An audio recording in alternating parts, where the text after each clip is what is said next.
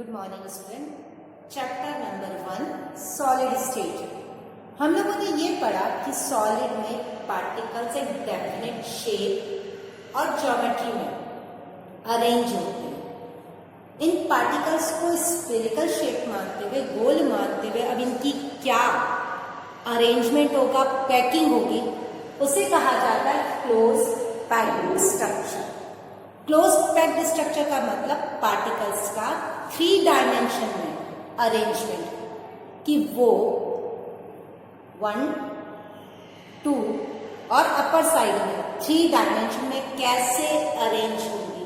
It's known as a close packed structure.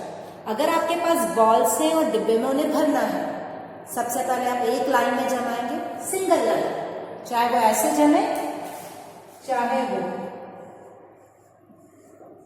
आपने 1 dimension लिया है, ये भी 1 डायमेंशनल है, ये भी 1 डायमेंशनल है। समझाने के लिए ये डायग्राम बना रखा है।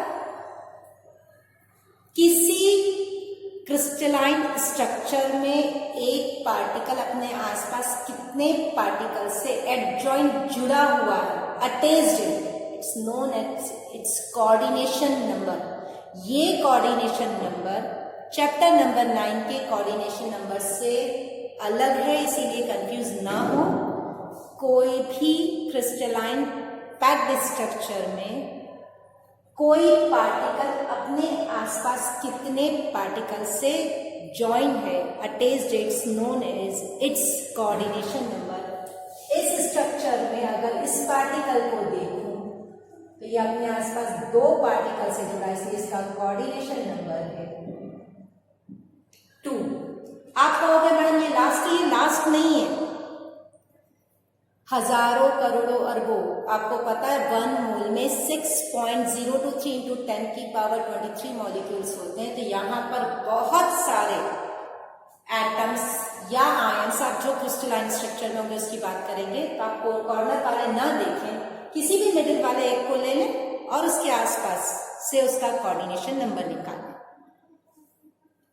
जितने भी क्रिस्टलाइन स्ट्रक्चर होते हैं वो मोनोडायमेंशनल नहीं, बाई डायमेंशनल नहीं, बल्कि 3D में होते हैं। तब 3D में अरेंजमेंट कैसे हो सकता है? मतलब आप जब बॉक्स में बॉल्स भर रहे हैं तो आपने एक लेयर में जमा दी, अब उस लेयर में सेकेंड लेयर किस तरीके से जम सकती? तो पहला तरीका है बॉल के जस्ट लाइन में बॉल लगाना, इसे स्क्वायर क्लोज पैकिंग कहते हैं।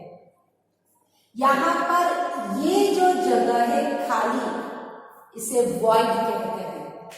पार्टिकल्स के जमाने पर जो खाली जगह, वैकेंट स्पेस बच जाती, it's known as a void. यहां पर पार्टिकल के जस्ट नीचे पार्टिकल है, इसमें स्क्वायर बनता है। तो इस पॉइंट को लो, इस वाले पार्टिकल्स को देखते हुए कह रही हूं, ये स्क्वायर बनता है। जिस पार्टिकल को आप देख रहे हैं वो अपने चारों ओर कितने पार्टिकल से एडजॉइन है, तो इसका कोऑर्डिनेशन नंबर है 4। यहां पर क्योंकि ये स्क्वायर बनाता है, इसलिए इसका नाम पड़ा स्क्वायर क्लोज पैकिंग। एक तरीका यह हो सकता है कि 2 बॉल्स की जो बीच की जगह, उसमें नेक्स्ट वाला लाइन स्टार्ट हो, ये ए अरेंजमेंट कहलाता है। तो ये वाला ए अरेंजमेंट कहलाता है। Why? Because first and third line is same, second and fourth line is same. जब ये दीवार बनती है, अगर आप ये रूम इमेजिन करें, आप लोगों को रूम तो दिखा नहीं सकती, ईंट जो जमाई जाती है वो इस तरीके से जमाई जाती है, 1 फिर 2 फिर 1 फिर 2। इसमें ये जो वॉइड है और इसकी जो वॉइड है, तो आप सबको पता है कि इसमें वॉइड कम, छोटी रहती है। इसीलिए जब बॉल्स को किसी फ्लोर पे जमाना हो और आपकी इच्छा हो कि इस फ्लोर पे ज्यादा से ज्यादा बॉल्स आए, कभी भी स्क्वायर क्लोज नहीं जमाया जाता, हेक्सागोनल। अब ये हेक्सागोनल क्यों नाम दिया? ये हेक्सागन बन रहा है। घर में यदि आप एक गोल रोटी बनाकर छोटी छोटी पूरियां उससे काटना चाहते हैं, बिंदी बनाने वाला जो सर पर अपनी बिंदी लगाते हैं तो वो बिंदी बनाता है, तो कभी भी इस रूप में नहीं काटता, हमेशा हेक्सागोनल में उसकी कटिंग की जाती, ज्यादा गोले मिलेंगे। वॉइड्स कम छूटेंगे। यहां पर हम दो तरह के पैकिंग सिस्टम पढ़ चुके हैं। मोनोडायमेंशनल कोऑर्डिनेशन नंबर कितने हुए? 2 डायमेंशनल दो तरीके के होते हैं, स्क्वायर हेक्सागोन और दूसरा स्क्वायर और दूसरा हेक्सागोन। इसमें कोऑर्डिनेशन नंबर है 4, इसका कोऑर्डिनेशन नंबर है 6। अब बात आती है 3 डायमेंशनल की। 3 डायमेंशनल का फोटो बता रही हूं, उसके पहले मैं ये बता दूं, ये मेरे हाथ में जो बॉल्स का स्ट्रक्चर है वो 2 डायमेंशनल है फिलहाल। इसमें ये first layer, second layer, third layer. First और थर्ड सेम है। सेकेंड लेयर की 2 बॉल्स के बीच में ये बॉल्स आई है, ये हेक्सागन बता रहा है, और ये वाले बॉल्स के आसपास का कोऑर्डिनेशन नंबर कितना है? 6। अब बात आती है 3 डायमेंशनल स्ट्रक्चर्स की। 3 डायमेंशन का मतलब है आपने इन बॉल्स को नीचे लेयर जमा दी। अब नीचे लेयर जब पूरा बॉक्स भर गया तब अपर साइड में लेयर जमाना स्टार्ट किया। अपर साइड में लेयर स्टार्ट करने में पहला तो ये स्क्वायर क्लोज पैकिंग है जो 2 डायमेंशनल था। सेम चीज 2 डायमेंशनल में लाइन के साथ लाइन थी, अब वो अपर लाइन भी सेम लाइन के ऊपर लाइन रखी जा रही है। इस लाइन के ऊपर लाइन रखने से 8 पार्टिकल के 6 एडजॉइनिंग होंगे। अब 6 कैसे? तो 1, 2, 3 और 4। एक इससे जस्ट पीछे की ओर, एक इससे जस्ट आगे की ओर। घर में आप चाहें तो बॉल्स रख के देख सकते हैं। आगे और पीछे रखने के कारण, जैसे इस वाले में ये आगे है और ये पीछे है, क्रॉस बता देती हूँ। अब अगर इस बॉल की बात करती तो ये आगे और ये पीछे, अपर साइड और लोअर साइड में टोटल 6 कोऑर्डिनेशन नंबर। इसका नाम था square close packing in 3 dimension. जो अपन ने पहले पढ़ा था इनको 2 डायमेंशन की, ये 3 डायमेंशन में। अब बात आती है हेक्सागोनल में 3 डायमेंशन। याद करेंगे, अगर इसे आप ध्यान से देखेंगे तो ये वॉइड्स हैं, जगह खाली। वो वॉइड्स में अलग से बनाकर बताती हूँ। इन वॉइड्स के ऊपर 3 बॉल्स रखनी है। 3 बॉल्स ये मेरे हाथ में है। घर में इस तरह से आप दोनों बनाकर देख सकते हैं। अगर सेम अपर साइड में और सेम लोअर साइड में हो, सेम अपर साइड में और सेम लोअर साइड में हो, ऐसे, ये डायग्राम जो इस तरीके से बना है वो ये है। तो यहां पर इनके ऊपर बॉल्स अगर सेम तरीके से रखी गई हैं तो वो कहलाता है हेक्सागोनल क्लोज पैकिंग।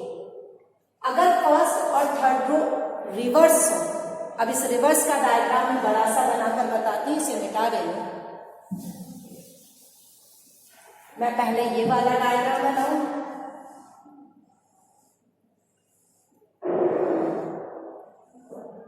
अगर इस डायग्राम को आप ध्यान से देखोगे तो यहां पर ये जो वॉइड्स है इन्हें अगर मैं ए नाम दूं, इस तरीके से बनेगी, ये वाली, ये वाली और ये वाली। ध्यान से देखें, ये 3 वॉइड्स लोअर पैक है और ये वाली वॉइड्स अपर साइड है। इसका मतलब जब हेक्सागोन बनता है तो 2 तरह की वॉइड्स बनती हैं। वॉइड्स मतलब खाली जगह, एक जिनके मुंह नीचे की तरफ है, ट्रायंगल नीचे की तरफ बन रहा है, दूसरा अपर साइड में। यदि ये वाले गोले इस तरीके से बना, ये इसके ऊपर एक गोला, ये दूसरा गोला, मतलब इन वॉइड्स का रखें, और ये तीसरा। समझना थोड़ा सा मुश्किल है कारण 3 डायमेंशनल है। अब ये मैंने ये हेक्सागन बनाया और जो दूसरी लेयर रखी वो इस तरीके से रखी है। ये हेक्सागन, ये लेयर, अगर नीचे वाली लेयर भी सेम हो तो वो AB टाइप कहलाती है और इस AB टाइप को हेक्सागोनल क्लोज पैकिंग HCP के नाम से भी जाना जाता है। इस HCP में इसका कोऑर्डिनेशन नंबर 12 है। कैसे? इसको आप देखें तो 1, 2, 3, 4, 5, 6, 6, ये 3 के ऊपर टच होंगे 9 और ये 3 के नीचे की तरफ लेयर सब टच्ड है, एडजॉइन है, टोटल हो गए 12 इसमें भी होंगे। वापस हुई 1 2 3 4 5 6 7 8 9 10 11 12। लेकिन एक खास बात, इसमें फर्स्ट और थर्ड लेयर सेम है, इसीलिए इसे ए बी टाइप कहते हैं। इसमें फर्स्ट और थर्ड सेम नहीं है। आप इसको ऐसे समझें कि एक लेयर ऐसे है, कौन सी वाली? फर्स्ट वाली, इसका ट्रायंगल अपर साइड में, और जो लास्ट वाली है उसका ट्रायंगल ऐसे है। मतलब फर्स्ट और थर्ड लेयर भी सेम नहीं है, इसीलिए उसे क्या कहा जाता है? A B C type. Square close packing A type, hexagonal close packing A B type, CCP cube close packing, इसे CCP या FCC दोनों नाम से जाना जाता है। ये है ABC टाइप। जो स्क्वायर क्लोज पैकिंग था उसका कोऑर्डिनेशन नंबर था 6 और इनके हैं 12 और 12। इस प्रकार से 3 डायमेंशनल क्लोज पैकिंग कंप्लीट। अब बात करें वॉइड्स की। वॉइड्स मतलब खाली जगह, रिक्ति, जो वैकेंट स्पेस है, it's known as a voids. जैसे यहां पर ये आपको आर पर खाली जगह दिख रही है, this are known as voids. अब वॉइड्स कैसे कैलकुलेट करते हैं? तो ये मोनोडायमेंशनल ट्रायंगल बना, ये बना मोनोडायमेंशनल ट्रायंगल। इस खाली जगह के ऊपर अगर एक बॉल और रख दी जाए, तो ये मैंने एक बॉल और बनाई। अगर 4 पार्टिकल से वॉइड्स देखी जाती हैं, बेस पर 3 पार्टिकल और उन 3 पार्टिकल की खाली जगह पर ऊपर से चौथी बॉल रखी जाती है, then the structure this form is known as tetrahedral voids. इसे टेट्राहेड्रल शेप क्यों कहा? तो पिछले साल का कार्बन याद करें, हमने कुछ ऐसा पढ़ा था। इस शेप को हमने कहा था टेट्राहेड्रल। अब देखें यहाँ भी वही शेप बन रहा है। कैसे? ये बेसिक 3 डॉट्स मैंने ये लगा दिए और ये ऊपर वाला जो गोला बनाया है उसका डॉट ये लगाया। याद करें कार्बन में कुछ ऐसे ही बनाया था, इसको थोड़ा सा शेप लगभग उसी शेप का ये दिखता है, इसीलिए इस वॉइड्स को क्या नाम दिया है? Tetrahedral voids. अच्छा, वो कार्बन के उससे भी देख सकते हैं इसे अपन। ये देखो, क्यों कहा इसे टेट्राहेड्रल वॉइड्स? 1 2 3 1 2 3 है ये 1 2 3 और एक ऊपर से बॉल, ये रही ऊपर से बॉल। क्योंकि इसमें 3 बेसिक पार्टिकल ट्रायंगल शेप में और उसकी वॉइड में ऊपर से चौथा वाला जो पार्टिकल आ रहा है, जिसके कारण शेप टेट्राहेड्रल बन रहा है, इसीलिए इस वॉइड को क्या नाम दिया गया? Tetrahedral voids.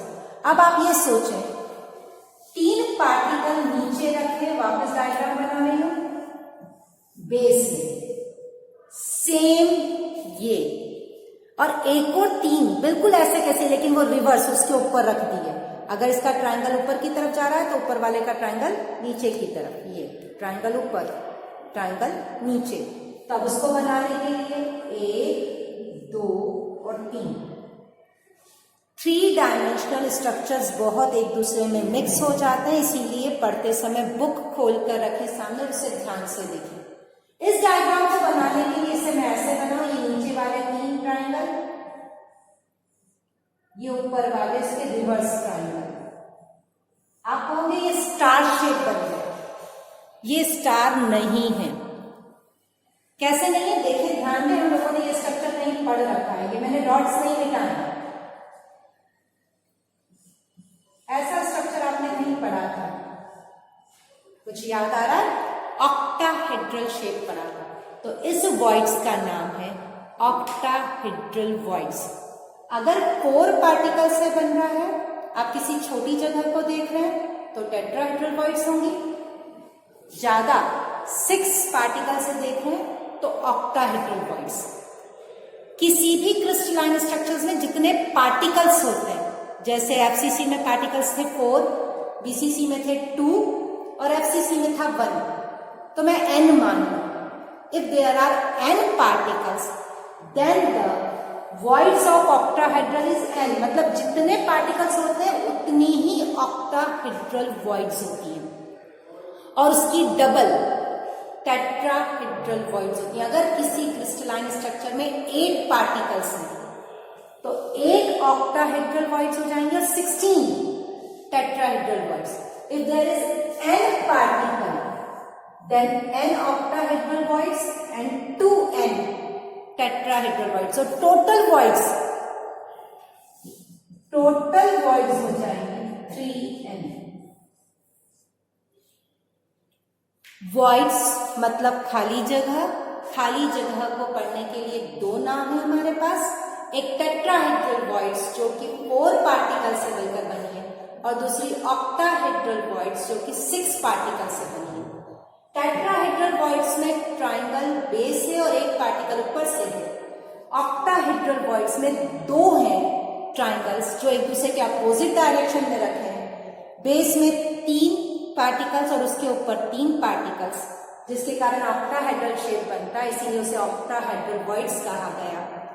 दोनों voids के नंबर्स पार्टिकल्स के जितने नंबर हो उतनी नंबर की ऑक्टाहेड्रल voids होंगे और उसकी डबल टेट्राहेड्रल voids, और टोटल 3 टाइम्स. अगर किसी क्रिस्टलाइन स्ट्रक्चर में 10 पार्टिकल्स है तो 20 टेट्राहेड्रल, 10 ऑक्टाहेड्रल और 30 टोटल voids होंगी. अब हमारी एक डेरिवेशन है, density of unit cell. What is a unit cell? A smallest portion of crystalline lattice which repeat in all the crystal. It's known as a unit cell. हम लोगों ने अपने बेसिक कोर्स में 3 तरह की यूनिट सेल पढ़ी, BCC type, FCC, face centre tube, body centre tube और simple. अब अगर आप लोग रोज इसे पढ़ रहे हैं तो इतना तो याद आता जा रहा है कि नंबर ऑफ पार्टिकल Z, यहाँ Z आपका क्या है इस चैप्टर में, इस डेरिवेशन में नंबर ऑफ पार्टिकल्स. BCC में थे 2, FCC में थे 4 और सिंपल में था 1. कुछ याद आ रहा है? हम लोगों ने याद करा था, पढ़ा था कि सिंपल वाले में केवल कॉर्नर्स पर थे. क्योंकि कॉर्नर्स पर हैं तो 8 into 1/8. बॉडी सेंटर में बीच में भी था तो 1 + 1 हो गया था, और फेज सेंटर में हर फेज के बीच में था, सेंटर में था 6 into ½ किया था. अब वापस वो वीडियो देखें, याद आएगा. किसी भी यूनिट सेल में पार्टिकल्स के नंबर आपको पता चल जाए और एक पार्टिकल का मास पता चल जाए तो आप टोटल मास यूनिट सेल का निकाल सकते हैं. जैसे एक बोरे में अगर आपको कितने नारियल पता पड़ जाए और सारे नारियल सेम वेट के हों, मैं मान लू 10 उसमें कोकोनट्स दे रखे हैं और हर कोकोनट का जो वजन है, मास है 10 ग्राम है, तो टोटल बोरे में जो कोकोनट्स हैं उनका वजन कितना हो जाएगा? 10 into 10 100. 10 कोकोनट और हर कोकोनट का मास 10 ग्राम, तो 10 into 10 100. तो सबसे पहले mass of unit cell, suppose the number of particle is Z और एक पार्टिकल की जो मास है वो कितनी है? M. तो कितना हो जाएगा? Z into M. Volume of unit cell A cube, मान लें क्यूब के रूप में, और सारे के सारे उसके जो एजेस हैं वो A हैं, तो वॉल्यूम कितना हो जाएगा? A cube. हम लोग डेंसिटी का फॉर्मूला जानते हैं. डेंसिटी इज इक्वल टू होता है मास अपॉन वॉल्यूम. मतलब मुझे मास Z into M upon A cube करना चाहिए. स्मॉल m जो मास ऑफ 1 पार्टिकल है, हम लोगों ने 11th में पढ़ा है. Molecular mass divided by Avogadro number कर दें तो एक एटम का, एक मॉलिक्यूल का या एक आयन का जो आप यूज कर रहे हैं उसका मास निकल जाएगा. मतलब small m mass of 1 particle. Molecular mass जो ग्राम मॉलिक्यूलर मास जिसे आप कहते हो, gram molecular mass divided by Avogadro number is small m. अब फॉर्मूले में आपने कुछ नहीं करा, ये 3 चीजें जो अलग अलग थी उनको इकट्ठा लिख दिया. सबसे पहले मास ऑफ यूनिट सेल हो जाएगा Z, इस m की जगह लिखा capital M upon Na. Density का फॉर्मूला है मास अपॉन वॉल्यूम, क्या हो जाएगा? Z m Na upon A cube. तो density is equal to ZmA³ इस प्रकार से हम डेंसिटी को यूनिट सेल की कैलकुलेट कर सकते हैं Z की जगह पर। अगर BCC होगा तो 2 आएगा, FCC होगा तो 4 आएगा और सिंपल होगा तो 1। मॉलिक्यूलर मास, ग्राम मॉलिक्यूलर मास, जैसे सोडियम हुआ तो 23 आएगा, मेटल में अगर सिल्वर हुआ तो 108 आएगा। एक क्यूब, आपको उस क्यूब की एज दे रखी होगी कि इतने नैनोमीटर, इतने पिकोमीटर है। और लास्टली Na, अवोगैड्रो नंबर, ये तो कांस्टेंट है, 6.023 × 10⁻23। इससे हम न्यूमेरिकल सॉल्व करेंगे। अब हम पढ़ेंगे डिफेक्ट्स। डिफेक्ट का नाम ही समझ में आ रहा है, कुछ गड़बड़। क्रिस्टलाइन स्ट्रक्चर्स में पार्टिकल एक स्पेशल अरेंजमेंट में रहते हैं। अब अगर उस स्पेशल अरेंजमेंट में कुछ गड़बड़ हो जाए then it's known as a defect. आपने एक रूम में अगर ब्लैक और व्हाइट स्टूल्स को जमाया है, सारे 1 ब्लैक 1 व्हाइट और सबके बीच में 1 फीट का गैप है, क्लास बहुत सुंदर लग रही है। अगर कोई बच्चा आता है, पास से निकलता है और एक स्टूल को थोड़ी सी ठोकर मार देता है, वो स्टूल अगर अपनी जगह से खसक गया तो जो 1 फीट का गैप था वो गड़बड़ हो जाएगा। या कोई स्टूल उठाकर बाहर ले जाता है तो गड़बड़ हो जाएगी। कुल मिलाकर जो बेसिक अरेंजमेंट था उसमें कोई भी चेंज, वो डिफेक्ट्स कहलाता है। So the change in basic arrangement of particle in any crystalline lattice due to any factor is known as defects. Generally defects temperature के कारण होते हैं, कारण है टेम्परेचर के कारण वाइब्रेशन होता है और वाइब्रेशन के कारण पार्टिकल्स का अरेंजमेंट चेंज होता है। थर्मल चेंज जो होते हैं, साथ में चेंज मॉलिक्यूल्स के क्रिस्टलाइन स्ट्रक्चर्स में भी होता है और आयंस में भी। मॉलिक्यूल्स की जो डिफेक्ट्स हैं वो तो पूरा मॉलिक्यूल या तो उस जगह से गायब होगा, जैसे वही ब्लैक और व्हाइट स्टूल अगर मॉलिक्यूल्स हैं, वाटर मॉलिक्यूल्स मान लें या HCl मॉलिक्यूल्स मान लें, और अगर ब्लैक और व्हाइट स्टूल में से एक स्टूल आप गायब कर दें तो पॉइंट डिफेक्ट्स के नाम से वो जाना जाएगा। अभी जो मैं फिलहाल बोर्ड पर पढ़ा रही हूँ, क्योंकि पॉइंट डिफेक्ट्स या इंटरस्टिशियल डिफेक्ट्स सिर्फ लैंग्वेज में है, स्पेसिफिक एग्जाम्पल्स अपने कोर्स में नहीं। हमें जो मेन पढ़ना है वो पढ़ना है defects in ionic crystal. Ionic crystal से इसका मतलब यहाँ पर पार्टिकल्स 2 होंगे, एक कैटायन और एक एनायन। शब्दों पे थोड़ा सा ध्यान दें, डेफिनेशंस पर ध्यान दें। चूंकि आयनिक क्रिस्टल है तो यहाँ इसे फिर 2 भागों में बांटा, स्टाइकियोमेट्रिक, नॉन स्टाइकियोमेट्रिक। पहले इन दोनों शब्दों को समझाऊं। ये जो मिडिल मैंने डायग्राम बनाया ये आइडियल कंडीशन है, जैसा होना चाहिए। फिलहाल तो बोर्ड पर अभी सब सेम बने, पढ़ाने के साथ साथ इनमें चेंज करूंगी। इस छोटे से डायग्राम को हम ये मान रहे हैं, मिडिल वाला पोर्शन छोटा सा पीस है, पूरा आयनिक क्रिस्टल को, क्रिस्टलाइन लैटिस को डिफाइन नहीं करता। मैंने एक छोटा सा पोर्शन ड्रॉ किया है, A+B-। हम यहाँ पर हर जगह पर NaCl यूज नहीं करेंगे क्योंकि NaCl सभी प्रकार के डिफेक्ट्स को शो नहीं करता। क्योंकि मैं आयनिक क्रिस्टल पढ़ा रही हूँ तो आयन शो करें, एक उस आयनिक पार्टिकल और प्लस उस पर चार्ज है। पार्टिकल और चार्ज तो डिफरेंट थिंग्स है। इस डायग्राम में 6 तो पार्टिकल्स है A और 6 B, 6 पॉजिटिव चार्ज है, 6 नेगेटिव चार्ज है। डिफेक्ट्स के पहले और डिफेक्ट्स के बाद किसी भी कंडीशंस में चार्ज का रेशियो ऑलवेज भी सेम। अगर 6+ है तो 6- होगा। टोटल क्रिस्टल ऑलवेज भी न्यूट्रल। तो चार्ज, प्लस चार्ज और माइनस चार्ज, कैटायन और एनायन के जो चार्ज हैं वो ऑलवेज भी सेम। अगर उधर 4 होगा तो ये भी अपने आप 4 हो जाएगा।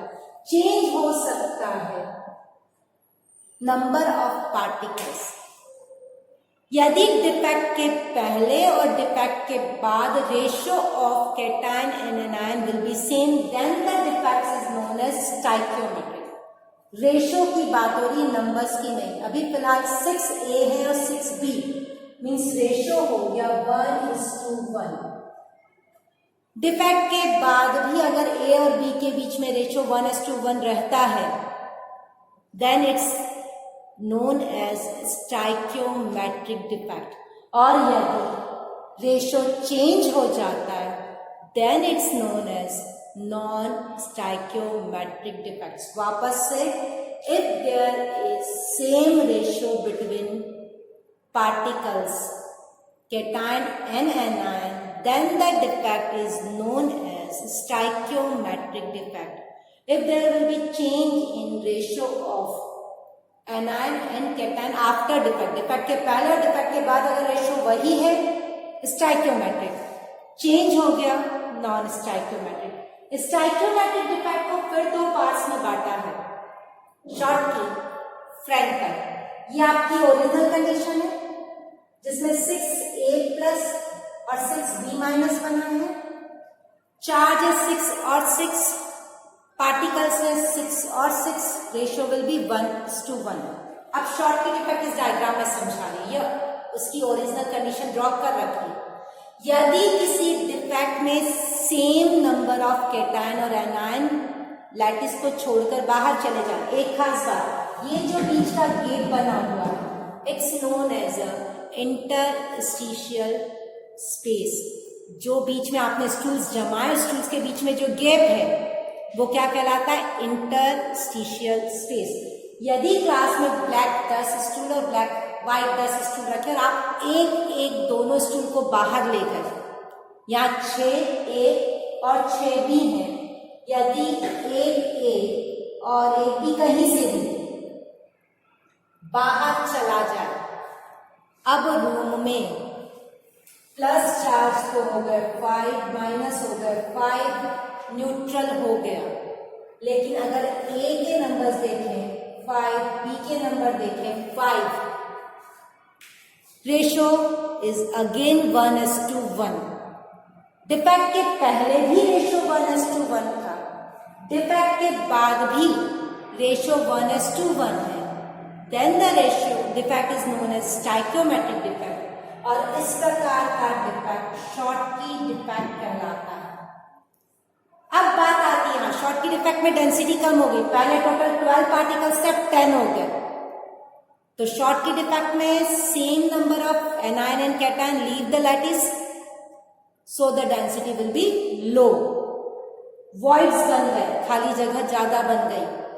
अब अगर मैं बात करूं फ्रैंकल डिफेक्ट की, तो यहां पर शॉर्ट की डिफेक्ट के टाइम लगभग सेम साइज के केटायन और एनायन उस लैटिस में होते हैं. फ्रैंकल डिफेक्ट जनरली वहां शो होता है जहां पर केटायन या एनायन में से कोई एक स्मॉल साइज का, दूसरा बिगर साइज का, और जनरली केटायन स्मॉल साइज के होते हैं. तो स्मॉल साइज का केटायन अपनी जगह छोड़कर, ये इसने अपनी जगह छोड़ दी, इंटरस्टिशियल स्पेस में आ जाता है. मतलब अगर स्कूल्स पर 12 और नर्सरी क्लास के बच्चे बैठे हैं तो नर्सरी क्लास का बच्चा अपनी जगह छोड़कर जो बीच की खाली जगह है उसमें आ गया, कुल मिलाकर अरेंजमेंट चेंज हुआ, then it's known as a Frenkel defect. Frenkel defect में नंबर्स देखें 6 और 6, प्लस और माइनस देखो 6 और 6, रेशियो में चेंज नहीं हुआ है, so it is stoichiometric defect. Short की और फ्रैंकल की अगर तुलना करें दोनों में, तो शॉर्ट की जनरली वहां शो होता है जहां पर same size of anion and cation हो.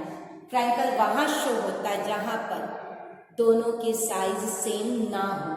शॉर्ट की में डेंसिटी में चेंज आता है, फ्रैंकल में डेंसिटी में चेंज नहीं आता. शॉर्ट की का डाइलेक्ट्रिक कांस्टेंट चेंज नहीं होता क्योंकि उन्होंने अपनी जगह ही छोड़ दी, तो अट्रैक्शन और रिपल्शन में इतना फर्क नहीं पड़ता. बट यहाँ पर A++ के पास आ गया तो रिपल्शन बढ़ जाता है, ब्रिटलनेस बढ़ जाती है, डाइलेक्ट्रिक कांस्टेंट बढ़ जाता है. शॉर्ट की जो डिफेक्ट से जनरली शो होता है NaCl. शॉर्ट की defect shown by NaCl, KCl, और ये शो होते CSCl. AgPr एक ऐसा एग्जाम्पल है जो शॉर्ट की और फ्रैंकल डिफेक्ट्स दोनों शो करता है. यहां पर अब बात आती है नॉन स्टाइकियोमेट्रिक डिफेक्ट्स की, जिसमें पहला है मेटल एक्सेस। तो ये तो रहने देती, अब इधर आ जाए। मेटल एक्सेस डिफेक्ट में एक्स्ट्रा मेटल मिलेगा आपको। एक्स्ट्रा मेटल कैसे मिलता है? तो इसे एफ सेंटर डिफेक्ट भी कहते हैं। कोई एनायन अपनी जगह से बाहर चला गया और अपना इलेक्ट्रॉन वहीं छोड़ गया। रेशियो देखें, पहले ए थे 6, बी थे 6, 1:1। पहले ए कितना था 6, बी भी कितना था 6, 1:1। लेकिन डिफेक्ट के बाद हो गया ए 6 और बी 5। रेशियो चेंज हो गया।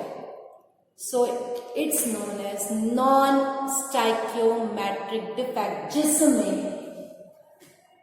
इलेक्ट्रॉन वाली विद इलेक्ट्रॉन एक वैकेंसी क्रिएट हुई है। Voids with electron is known as F centre. What is F centre? F centre is voids with electron. Voids with electron के कारण ही इस डिफेक्ट के क्रिस्टल्स कलर शो करते हैं। जो pure NaCl is white in colour, but with defects of metal excess और F centre defects it's change in yellow colour. LiCl pink colour का हो जाता है और KCl वॉयलेट कलर का, due to F centre defect. Due to F center defect, NaCl change into yellow, LiCl change into pink and KCl change into violet. कुछ पुरानी books में LiCl को भी violet कलर लिख रखा, उसे पिंक में सही कर लेना। What is F center? Voids with electron is known as F center। और जिनमें ये F center होगा, फ्री इलेक्ट्रॉन है, कंडक्टेंस बढ़ जाएगी। ये पैरामैग्नेटिक नेचर का हो जाता है, तो दे शो पैरामैग्नेटिज्म, दे शो गुड कंडक्टेंस, मतलब पहले से ज्यादा अच्छे। एकदम ऐसा नहीं कि 0 से एकदम 100 हो गई। पहले अगर 0 थी तो 1 हो गई, मतलब कुल मिलाकर कंडक्टेंस में भी पॉजिटिवनेस आएगी, पैरामैग्नेटिज्म भी बढ़ जाएगा, कलर भी शो करेंगे ड्यू टू फ्री इलेक्ट्रॉन।